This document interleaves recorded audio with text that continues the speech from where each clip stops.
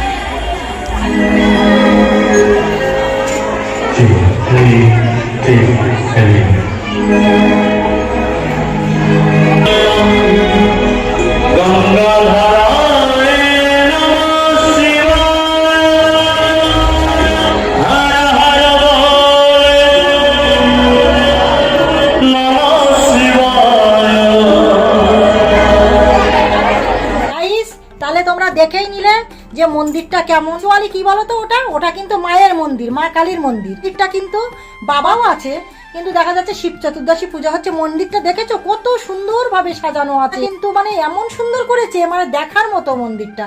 তা গাইস, তোমরা তো দেখেই নিলে, তা কেমন লাগছে তোমরা একটু মানে কমেন্টে জানাবে। মায়ের মন্দির মানে আমার তো ভালো লেগেছে, তোমরা যদি ভালো লেগে থাকে তাহলে একটু চ্যানেলটিকে একটু সাবস্ক্রাইব করে দিও।